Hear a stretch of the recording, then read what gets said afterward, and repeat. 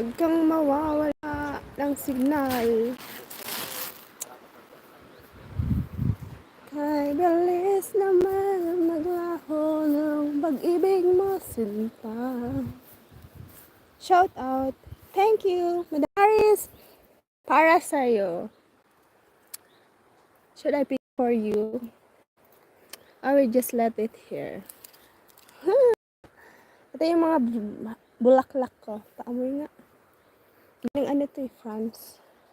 Uy, may nakita ako.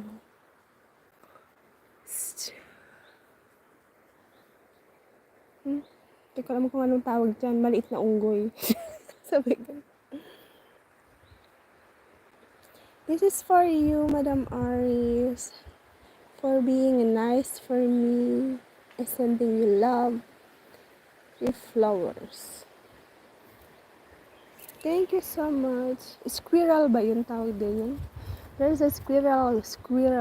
Ang tawag din dyan, maliit na unggoy. Naghintay ka lamang. Malalaki na gas yung aking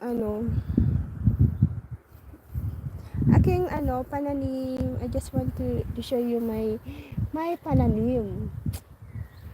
Gusto ko talaga magtanim. So, this is my happiness. Ito lahat, nakikita mo yan, ano yan? Potatoes. Dami niya. Makaka-harvest ako siguro dito mga, ano ba yan? Ano na naman yung insect na yung nagumapang sa mga 10 kilos siguro. Yan. Hindi ko alam kung anong pangalan nitong bulaklak na nakita mo. Ako. Hindi ka ng pagtayo ng potato chips. Ay, naku, oo, pwede na. Dito na nga lang. Wala naman ako sa baba kasi nawala ang aking signal. Pwede na akong magbenta ng potato chips. Ay, naku.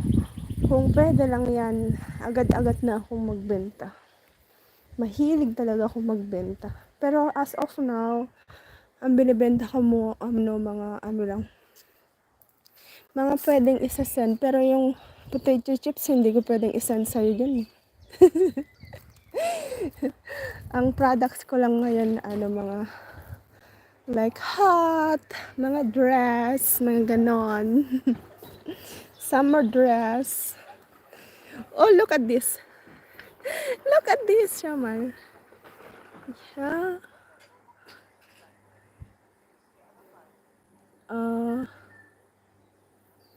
Look at this, Madam Aris. Alam mo, mapagmamahal ako sa mga bulaklak. Para akong bata pag nakikita. This is insect. Yan. Ganda, no? Ganda ng insect. Hindi ko alam kung anong tawag dyan. Paru-paro ba yan? Oh. Ganda. Oh my God, Manbinin, wag ako ang tusukin mo. Gusto ko lang tong butterfly. Ang bango nito. Wag kang mag-alala. Wait!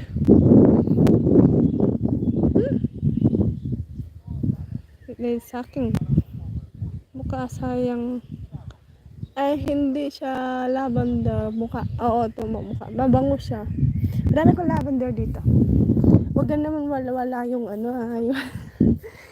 yung ko kasi dito, ang internet